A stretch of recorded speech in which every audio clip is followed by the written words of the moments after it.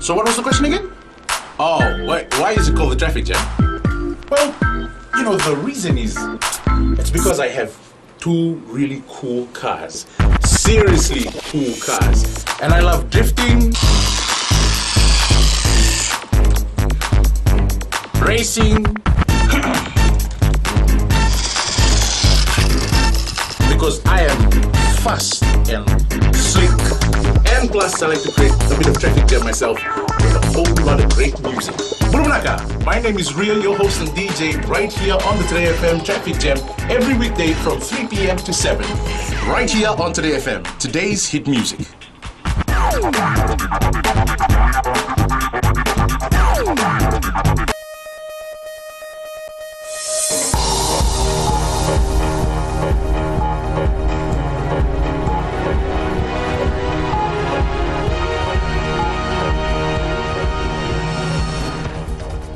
In this bulletin, Chinese President Xi Jinping on state visit to Fiji next week.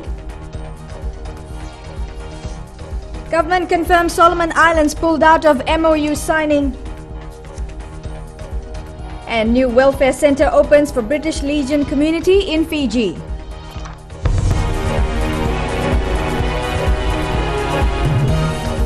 Good evening and welcome to FBC News. I'm Amrita Priyadarshini. Chinese President Xi Jinping will make an official visit to Fiji next week. Prime Minister Bainimarama, who is hosting the first state visit by a foreign leader since the election in September, says he is greatly honoured by the visit. President Xi will arrive in Nadi with a large Chinese delegation next Friday. He will also meet with leaders from other Pacific countries. Prime Minister Bainimarama says he is looking forward to hosting other Pacific leaders in Fiji and giving them the opportunity to meet the President. Bainimarama and President Xi are due to sign a number of memorandums of understanding or MOUs on subjects still to be announced. Now, the government has confirmed that the Solomon Islands government withdrew from signing a memorandum of understanding that would have seen the resumption of direct flights between the two countries. The signing was to have taken place in Suva last week. Chanel Sivan reports. These documents obtained by FBC News were to have been signed last week. Now it's not known when this will take place. Caught in the middle are these students of the Solomon Islands who are studying in the country and have had their plans to go home after the exams thrown into jeopardy. Unfortunately, there were no resolutions reached for the negotiations with regards to the flight issue, so that's a bit disappointing for the students. We were hoping that they would come up with a good resolution for the flight issue, but unfortunately it didn't turn out the way we wanted, so it's a bit of a disappointment for us. Civil Aviation Minister Ayase Athayum says Fiji is ready to begin direct flights. However, the Solomon Islands Airline says they will not accept the MOU, which was first signed in 1990. So what we're saying, look, let's not deviate. Let's just stick to the air services agreement and any MOU that we had signed. Let's recommence the flights because we are affecting the ordinary traveller. In particular, we have students from Solomon Islands that are obviously studying in Fiji, and we want them to be able to commute freely between the two countries. Indeed, we want everybody to commute freely between the Pacific Island countries. Obviously, there needs to be rules under which those flights commence, and that is or continue to fly, and that is under the air services agreement. So there's no deviation on our part from the air services agreement. Currently, students who wish to go back have to transit via Port Vila and would cost them about $3,000.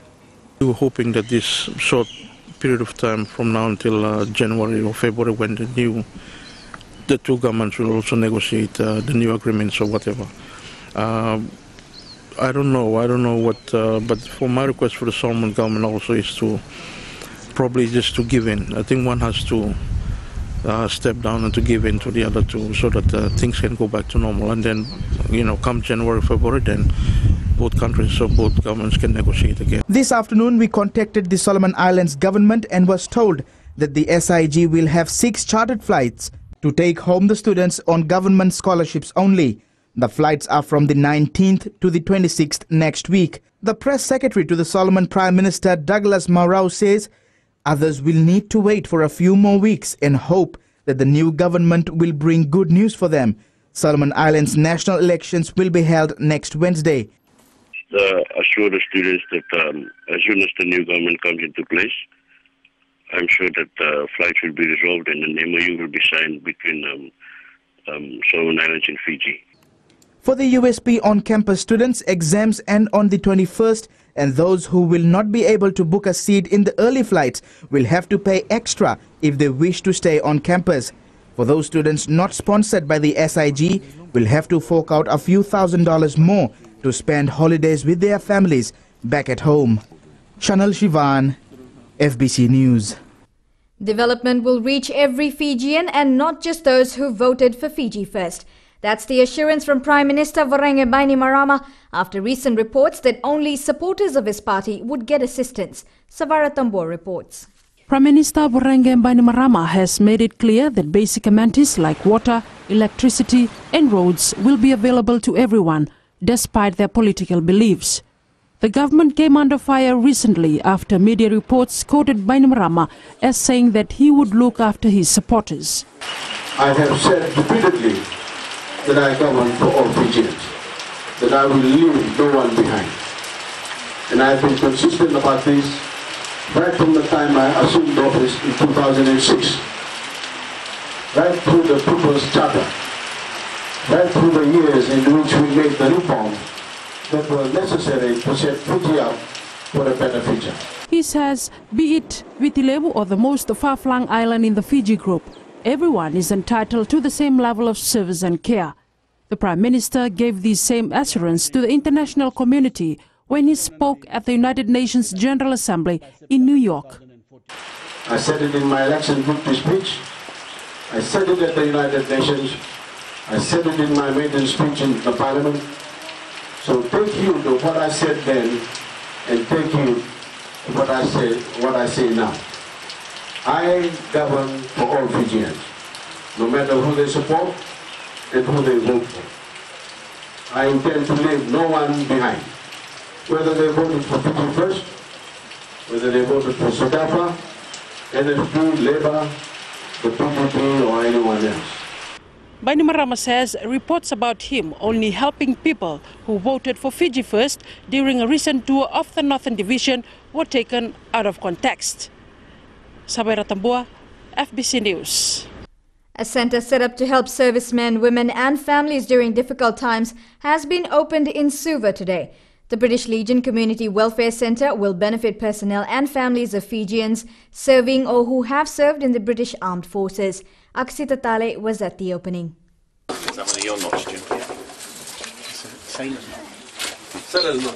Opening the Royal British Legion Community Welfare Centre will encourage both young and old of the sacrifices made by former servicemen and women to ensure our freedom. It hopes to provide a focal point for the work of the Legion and provide assistance to those that need it the most. Some Fijians serving Britain have paid the ultimate sacrifice in defending the values we all share, and for that they will never be forgotten. I want to say as Prime Minister how much we value the work being done by all those involved to assist the families and communities of the fallen. British Prime Minister David Cameron has also taken a personal interest in the centre and its success. The Fijian government looks forward to the continued support from the British government. When we got this project going a couple of years ago, the Prime Minister, Mr Cameron, took a personal interest in this and gave it his backing, and we've had to keep his office updated with progress, and now we're going to be able to tell him it's finished, it's open. But it's an important part of that military covenant. Having served in the British Army from 1961 to 1984, Legion's Fiji-based chairman Ratumeli Vesikula says the centre will now help them serve those in need. Because having given your life to serve the country, I think you deserve some help, you know. When you are in need of help, you deserve an organization there to give you a lift. There are currently 1,800 Fijian soldiers serving with British corps and regiments. Akusita Tale, FBC News. Coming up, police to work with nightclub owners to ensure minors do not enter nightclubs.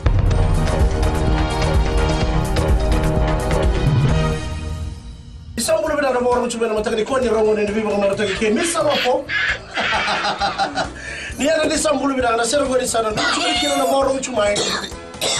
Tu na sile. Isang bulan, oyo Mr. Ben. Ela pa. Na magkikira na bibo mataka mo ni chikira mo ron buka may no kina diwa na bula FM.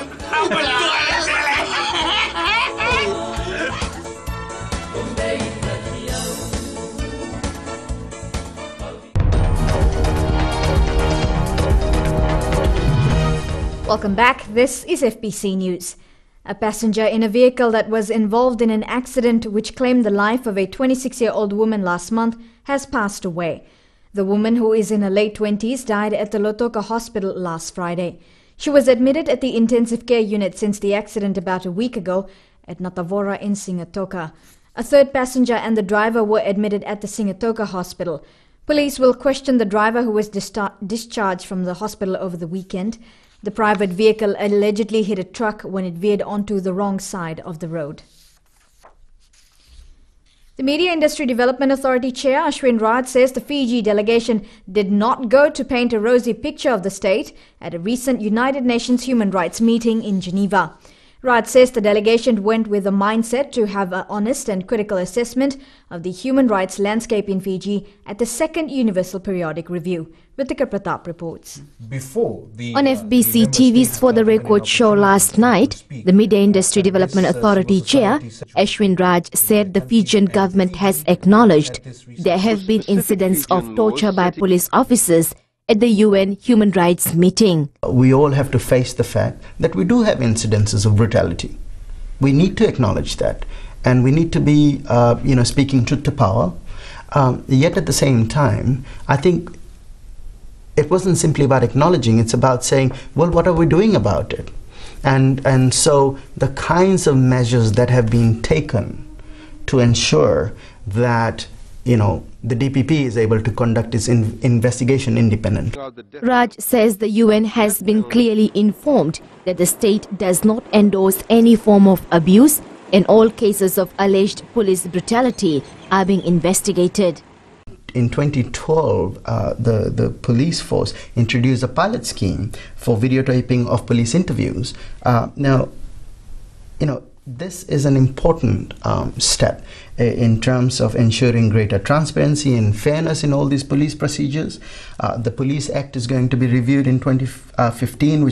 The MIDA chair says an overall assessment of Fiji's performance at the Universal Periodic Review was a huge success by all accounts. We didn't go in defensive. We actually read out the relevant laws, from our constitution and all the other relevant documents to say this is exactly what our position is. For instance, there was this argument that, the Bill of Rights seems to be very, very sort of kind of forward-looking, robust, but then just when you think that you're materializing 1, 2, 3, 4, there are all these limitations imposed. Well, we had to go back and say to them, these are justifiable limitations that you'll see in the laws of other countries. Raj says Fiji was commended for the restoration of parliamentary democracy and having a constitution inclusive of a robust Bill of Rights. Fiji is going to be working towards the ratification of numerous conventions. We acknowledge the issue of police brutality and torture, and we've talked about the various measures the state continues to take to educate the police, the professionalization of the police. Fiji has accepted 98 out of the 137 recommendations made by the states during the review. Ritika Pratap, FBC News. Police will be working with nightclub owners to ensure minors do not enter nightclubs during the upcoming festive season. The initiative under the Nuavata Community Policing will allow officers to monitor students with the help of other partners. Savara Tambua has the story.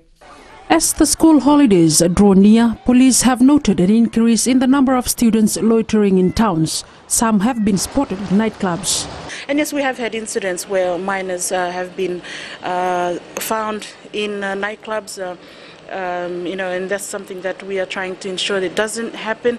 At the end of the day, that we are doing all we can by working with the stakeholders that are there. Nightclub owners need to be responsible and stop underage students from entering their premises. Nesoro also confirmed parents will be informed if children of their own are found entering nightclubs. We might have some cases that are reported. The action that is usually taken, we bring in the child in this instance, and then we always ensure that the parents are informed. And sometimes the parents are not aware of where their children are. So it's also down to the monitoring of or the supervision of children. Police will also be monitoring student activities after school. The holidays begin at the end of the month. Sabera Tambua, FBC News. Fijians will gather around the country tomorrow to mark Remembrance Day and pay tribute to our fallen servicemen and women. Prime Minister Vorenge Bainimarama says we must never allow our young people to forget the sacrifice they made to ensure our freedom.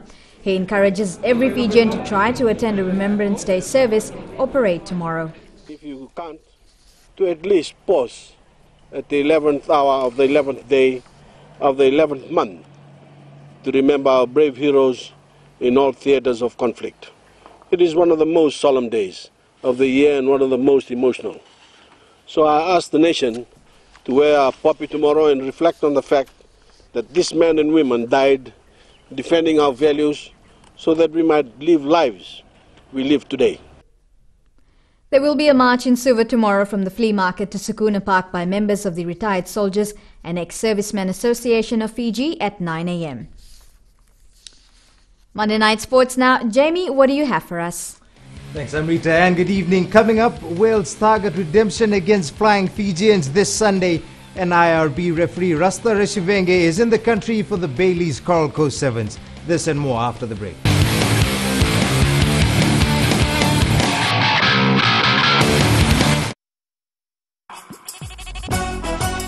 छू छू छू हे हे नमस्ते Fiji, आपके हर एक problem की दवा लेकर मैं आ गई हूँ 9 से 12 बजे तक आपकी सहेली रेनू। छू छू छू 40 में 20 का दिखना है। मैं हूँ ना आपके साथ में मिर्ची एफएम पर 9 से 12 बजे तक मंडे टू फ्राइडे। मिर्ची, it's hot.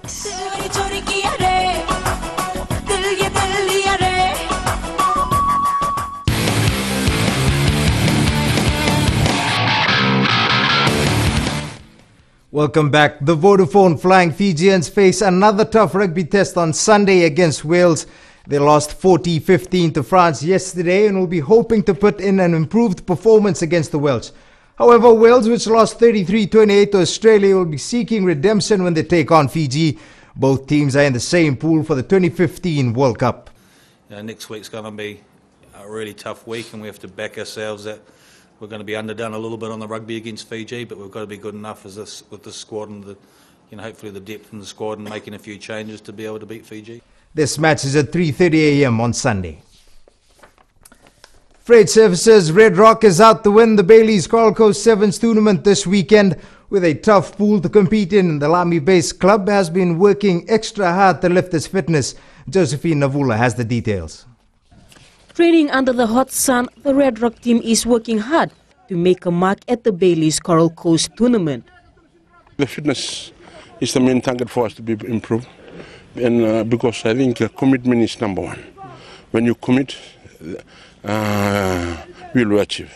Without commitment, we cannot achieve. The team will be participating in the tournament with only one aim. Our pool is very tough, and we are working on towards that. No, and we are not going to participate on it. We know we're coming to win. We always give our 100% in every tournament. Rasinga, apart from wanting to win the tournament, he is trying to mold players for future national duties. We have 3 boys with me here, or 4 boys, prepared to be part of the Fiji squad right now. With only 2 days to prepare, the Red Rock team is content of winning their 3rd Coral Coast title this week. The team will take on Lomaiviti in the opening match at the Lawanga Park in Singatoka this Thursday. Josephine Navula, FBC Sports. South African referee Rasta Reshivenge will officiate at the Bailey's Coral Coast Sevens starting in Singatoka on Thursday. This is his first time in the country, and he says officiating in Fiji is a dream come true. Rohit Deo has more. It's got your colours, man. Oh my God. It is the very first time Rasta Reshivenge has set foot in Fiji, and with the reception he is getting, it is for sure that it won't be his last. The organizers may think they are lucky to have the international referee officiate at the tournament, but the man himself believes he is living his dream to be in Fiji. I heard about the tournament from my great mate James Wallaby, so he's the one that informed me about it last year, and he told me he would give me an invite to Fiji, so the dream came true. I'm finally here at Fiji, which is a blessing. Good one. He may look a lot more serious on the field when he is officiating, but after his arrival in the country, Rasta Rasivenge seems to have similar traits of any Fijian. And if the Fiji fans are thinking that some favors can be expected from the South African, you may have to think again. No, I get along well with the Fiji guys. Some of them are my good mates. So when you do the job, you've got to be professional. So I'll stick to the job, but off the field, I'll stick to my mates. Rasta, who now resides in Australia, will be visiting schools and communities, sharing his knowledge of the sport, and will also have talks with all officials at the Coral Coast Sevens. This may be the first time our official has been welcomed with such interest, and this only proves how much affection we Fijians have for the game they call Sevens Rugby. Rohit Deo, FBC Sports. The Fiji cricket men's team has been impressive in all its matches so far on its Australian tour. Former national coach Tayone Dakadaka is pleased with how mentor Shane Ergensen is guiding the team, but says there is still a need for new facilities. We are glad that we have one overseas coach who is with us with Cricket Fiji at the moment and is with the team right now. But I think the main focus that Cricket Fiji they have to look at is about the facilities where the players have to train and prepare well for any international tournament. Fiji will continue playing warm-up games before the 2020 World Cup and over 50 World League qualifiers in Lismore, New South Wales at the end of the month. And that was your sports for tonight. It's back to Amrita now with business.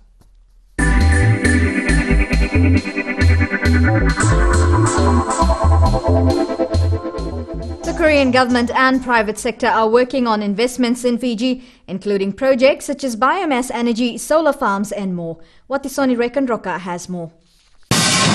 The strengthening of ties between Korea and Fiji government will see major developments in Fiji in years to come, according to Fiji's ambassador to Korea, Philemoni Kau. One we've been processing from the past years is the GIMCO Tropical joint venture in terms of biomass energy, and we have done the groundbreaking in August this year, and we're basically now finalizing the PPA arrangement with FEA. The construction is expected to begin early next year. Kau adds discussion is also underway about a new solar farm project. Another one that is being discussed now is a solar farm project. That is a $35 million project by Astrono Energy from Korea. They have wide experience in terms of solar farm program, and they have successfully developed some very big farms in China, India, Bulgaria, Thailand, and now they are very interested in Fiji. Technology transfer in the health sector is also another area being targeted for partnership. Technology is an area highlighted by Prime Minister Warengem Bainimarama when he opened Fiji's mission in Korea in 2012. Watisoni Rekanroka, FBC News.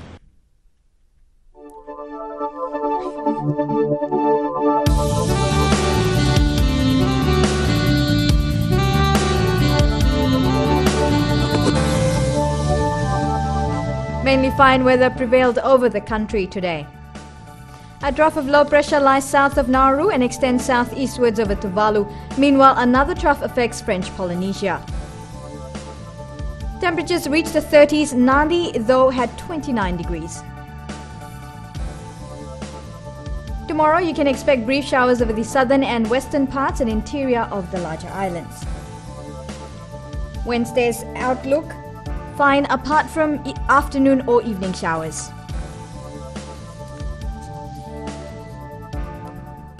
On the main points again, Chinese President Xi Jinping will make an official visit to Fiji next week.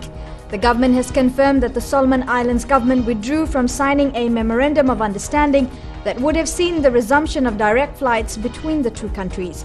And a passenger in a vehicle that was involved in an accident which claimed the life of a 26-year-old woman last month has passed away. To our poll segment. And we have the results from last week's poll question. Should Fijian rugby players put club before country? It was close, with 55% saying no. And this week's poll question, are you satisfied with the education reforms announced recently? You can visit our FBC website to take part in that opinion poll. Now remember, you can send us newsworthy pictures and videos on email citizenseyes@fbc.com.fj or share it with us via our Facebook page FBC News, or if you're on Twitter, follow and tweet us your news tips at FBC News or simply hashtag FBC News. That's it for tonight. I will be back again tomorrow. Until then, good night.